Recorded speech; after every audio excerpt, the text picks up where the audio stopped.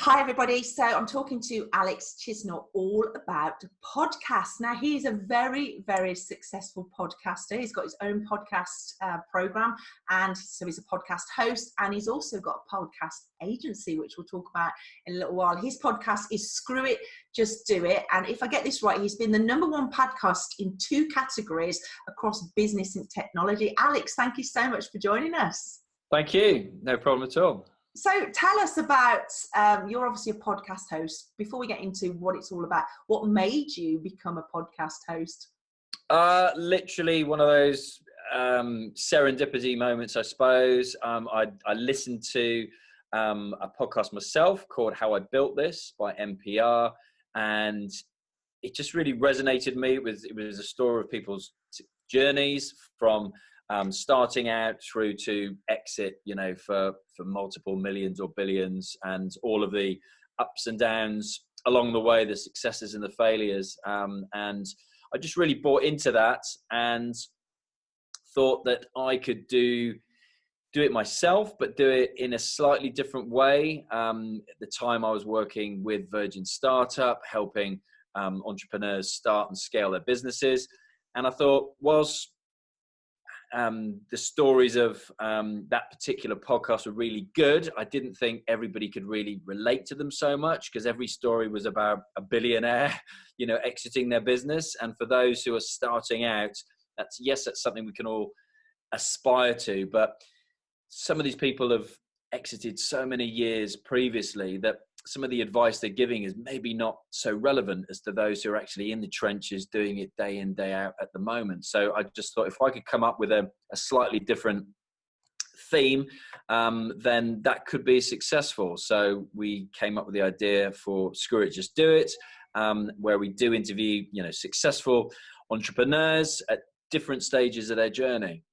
Fantastic. So you started this 2.5 years ago, and you've obviously slow and steady. You've built a fantastic following. You're really successful in what you've done. There's been an explosion, hasn't there, really, in people setting up their own podcasts or, wanting to host their own podcasts. From a commercial point of view, what's in it? What's making you do? What's your strategy with it? What's the purpose of it? So for me, the purpose was initially just to share stories. At the end of the day, it's something I'm passionate about. And for me, it's an incredible way for me to learn. If I'm going out and I'm speaking to people like a Richard Reed from Innocent, or a Ray Kelvin from Ted Baker, or even recently Julian Hearn from Huel, James Haskell, England rugby player, who's, entrepreneur. I'm getting a hell of an education myself as an entrepreneur to improve my business and what I do, and open my eyes to other opportunities. So, it's my equivalent of a Harvard MBA, I think, really. But, like anything in life, with business, you want it to be successful. You want to be able to make money from it. Podcasting, most people think it's just getting your show sponsored. That's the only way to make money from your podcast. But, we've identified numerous different ways, 10, 11, 12, possibly more different ways that you can make money from podcasting. And for me, it's what I call trickle down effect.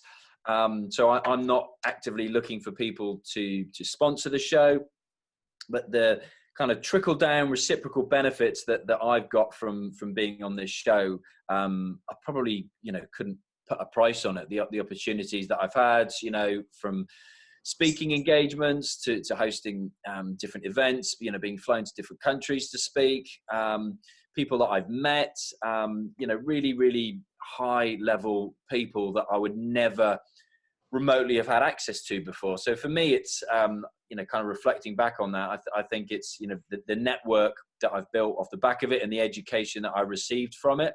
Yeah. You can't put a price on that. It's millions and millions of pounds. And one thing leads on to another as well, doesn't it? Because obviously you've got your podcast agency. So like you say, it creates opportunities. It's a form of PR, isn't it? Which is obviously why we're talking to you. It raises profile, builds credibility. You're seen as the influencer and the expert. Like you say, you're learning at the same time. It ticks a lot of boxes. Obviously, you need consistency. you need guests constantly, so because you need content, which is what Media Matchmaker is all about, is providing the media with those guests and content, but for the right audience, and matching the two together. And I know you've kindly agreed. We've got a live coming up with you as part of our Meet the Journalist event for our VIP members, which is brilliant, where people will be able to ask you obviously your questions. You'll go into a lot more detail about how you make money from your podcast, and people will have the opportunity also to kind of pitch their story to you, so they'll learn not only just from your point of view, but what would make a good podcast guest. But tell us, what do you look for in a podcast guest, and why? Sure. And it's funny, I got pitched a couple of guests the other day from a podcast, and probably get more guests pitched from PR agencies now, and then certain individuals as well, different guest booking agents. And then I've got my kind of wish list, my dream list as well, as to who I want to have on there. And the ones that came yesterday were just pitched in the wrong way for me, in that they were pitching the business instead of the actual story behind the business. And I just read the black and white statistics, and it just didn't move me in any way to actually want to have them on the show. For me, I'm looking for an interesting story, somebody who's overcome different hurdles in their life to become successful. The most popular episodes, funnily enough, are those that are really kind of warts and all, that do talk about the failures as much as the successes. So I think for me, I like people who are open and honest, who are also willing to share that story to their audience, because then that's only going to, vice versa, grow my podcast at the same time. And I'll be brutally honest with you, if I get somebody who happens to have very high number of very engaged social followers, then that's really attractive, because I'm just trying to reach a wider audience. So if I can get somebody from also maybe an area that we haven't covered before, or at least very much, that's interesting as well. Because what I found is that if the guest shares their podcast episode with their audience, we'll then get X number of subscribers who'll be with us for the whole journey. We've got an opportunity then for about 3 or 4 episodes to really engage that person on a weekly basis with what we do. So for me, that's very attractive. Again, somebody who's got a very interesting story, that's overcome some different hurdles in their life, that's had failure as well as success, and has got a super engaged community themselves that they can then share that with. And it is a genuine win-win scenario, because those that are looking to raise their profile, to say they've been a podcast guest and to have that on the press page, if they've got that, is brilliant. To send it out to their community, it is wonderful. So they're kind of leveraging themselves with their community already, but what they're doing is and so you're reaching your customers via their community, and obviously you're promoting them as well. So it genuinely is a win-win. I think everybody that's listened to the interviews I've done with different journalists across radio, TV, and now podcasts, all the journalists and you guys say exactly the same thing. Most people try and pitch their business, don't they, rather than the emotional story behind it. And we see this go wrong, which is why we educate people. And it's okay, because I've done it too. We all do it. We've got to learn somewhere, haven't we?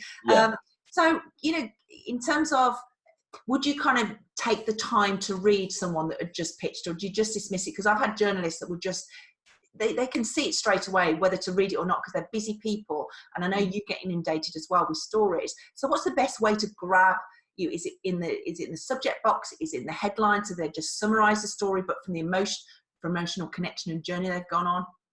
Yeah, do you know what? It's somebody said to me not that long ago, somebody I interviewed for the podcast, that since they went on to Dragon's Den, that they now put that in the headline of every email that they would send out, Dragon's Den, and I can't remember what the rest of it was, but just those 2 words grabs your attention. So, for me now, when I'm reaching out to, my dream list of guests, I, put in my title, #1 ranked Apple podcast, something of that ilk to grab their attention, and it works. It does. The same for somebody, trying to get on my show. And again, you're right, we'll promote that show, that episode for 7 days. Then, people have said to me, do people pay to get on your show? And I was like, no, podcasting doesn't work like that. But equally, it's exactly what you said. They're buying, a week's worth of publicity, probably more, because we'll then, mention it at different times during the year as well. You'll see when they've got a new product launch, or they might be in the news for another reason. You'll suddenly start seeing episodes trending and shooting up the podcast charts. So then we'll share those again. I saw, recently a couple of examples. Pippa Nutt, who we had on the show, they released a new product. So that was getting a lot of coverage in like the Grocer magazine, for example. Yeah. Here's Lenny, who we had on the show. He was then in the Telegraph, had a #1 podcast himself with Nat West. So as soon as you see like that, it makes sense for us to then mention that episode again, because it's just going to capitalize on the downloads. And also, like you said, and it sticks around, doesn't it? So it's not just that initial 7 days. It's there for people to go back and listen to, because once you're into a podcast, you want to go back and listen to the other series, don't you? I'm a kind of a junkie podcast person. I am. A binger. Yeah, I am like that too, because I have to watch it all or listen to it all. I'm in the zone with it. And I've always got stuff on while I'm working in the background, because it's always great to learn. And for everybody that's watching this, so, this is, our audience are entrepreneurs and business owners and organizations. So they're perfect to listen to your podcast. So, we'd highly recommend they just go to, how do they find your podcast and listen to it before they can come on then to the next call and actually pitch to you? Because it'd be great, wouldn't it, for them to be able to listen to what we talk about in some of your guest interviews, so they can get a feel for then how they can pitch their story to you. Yeah, I mean, it's really dead easy, and podcasts are free. Ours is on every platform imaginable, so it's literally a case of just going to wherever you listen to podcasts, be that iTunes, which Apple are turning into Apple Podcasts, Spotify, Google Play, and literally just searching "Screw It, Just Do It."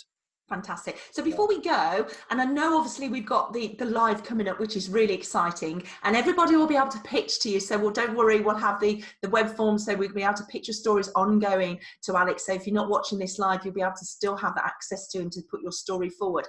Tell us about your podcast agency. Is that because there's been so many podcast people set up? Do they not know how to go about it? Do you take control? How does that work? Yeah, do you know what? Again, I never saw this coming at all. Last 4 years, I've been looking after the regions under my own business, Full Virgin Startup.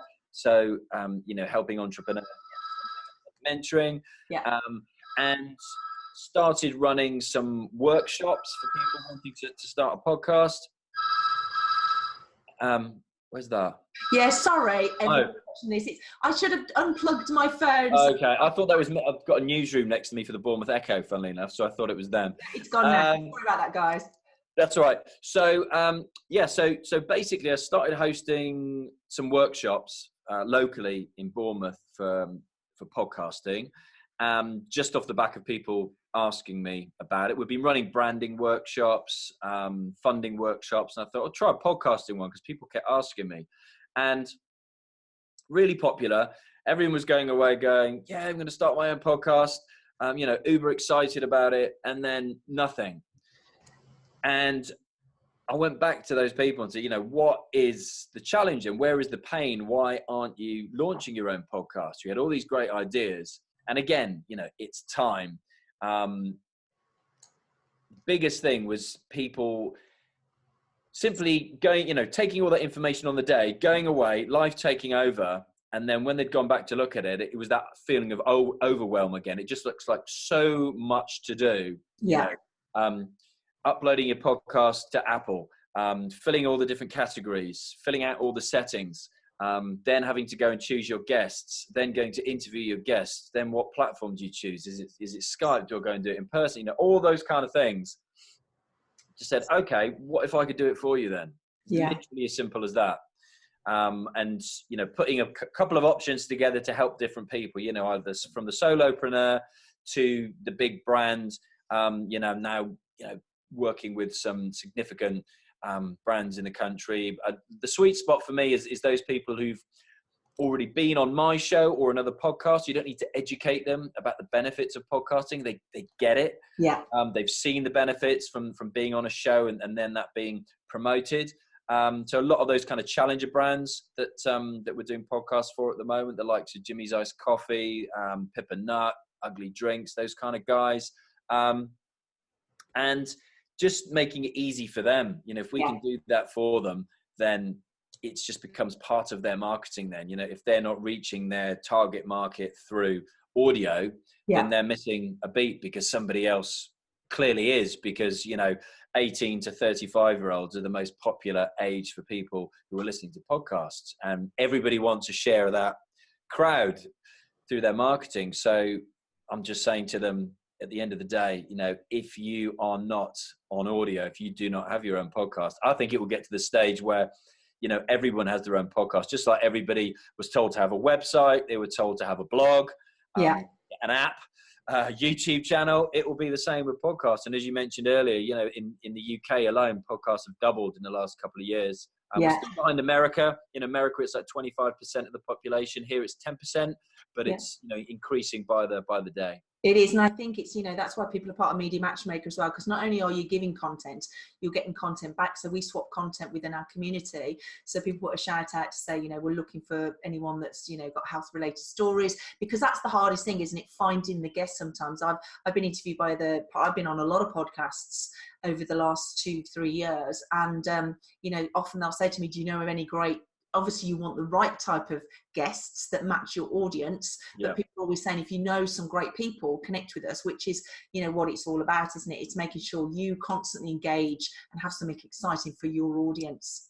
Yeah, it is. And you know, I've tried a few different things as well, tried a few different types of guests just to see how they would go down, and you can see the ones that work and the ones that don't work. There've been ones that haven't worked, and hey, you can only try, can't you? And just kind of push the boundaries and see. Do you follow a format, Alex, with your podcast, so people know what to expect? So some of the podcasts I listen to, the format is very similar, you know, in each way, so they know what's coming, what to expect, or do you just let it free flow? Yeah, do you know what? I've also gone now to a twice weekly podcast this year as well. So I'll do a Q&A on a Wednesday with a relatively well-known entrepreneur or somebody who's very up and coming, exciting startup that's making a lot of noise. And then I'll do a solo episode where, you know, we'll talk in depth about a particular subject on a Saturday. So it's funny. I think you can either over research or under research your guests. And for me, I used to listen to a show called Entrepreneur on Fire, and that had the same 10 questions, and it was a daily show. And after a while, I just became bored with people answering the same questions. So what I try to do is to have a handful of questions, like 6, 7, 8 questions, and just see where it takes us. You know, I remember one who, just because I'm speaking to them later today, actually, about doing a podcast for them, a fitness company in the US, coaching company. You know, we were talking about health and fitness industry and coaching and mentoring. We just ended up talking about meditation and mindfulness and, you know, not remotely what we started talking out, but it just meandered and it just got really interesting. And I like those conversations. For me, that's where the magic happens. That's often when you get to the heart of the story, isn't it? You know, and that, you know, it just develops, and people, you know, tell you little nuggets that you would never have got on, because they've gone off piece as well with what they're talking about. So it's heartfelt rather than just, oh, this is what I do, and this is, you know, their normal kind of patter. Because I would imagine a lot of the guests that you have, like you say, they're successful, they've got their messages on pat, you know, their key messages, they know what they want to get across as well. So it all works, which is brilliant. Well, thank you so much for your time, because I know how busy you are. We are so excited that you're going to be joining us for our Meet the Journalist live as well. I'll put the details below so you guys can register. So they'll be able to ask you questions. You'll be able to share a little bit more about exactly, you know, how you've made money from your podcast. And most important, from people watching this, they'll be able to get to pitch their story to you and kind of learn, you know, that would make a good story. No, that wouldn't. But in the future as well, they'll be able to pitch their story. So, Alex, have I missed anything off? No, that's pretty much everything. I'm really easy to find at Alex Chisnall. LinkedIn is probably where 95% of people get hold of me. but I'm on every other platform, and screw it, just do it. You can just search for that on every place that you can find podcasts. Brilliant. We'll put your details as well. Thank you so much for your time. Thank And you. we look forward to you on the live next time. See you later. Look forward to it. Bye-bye.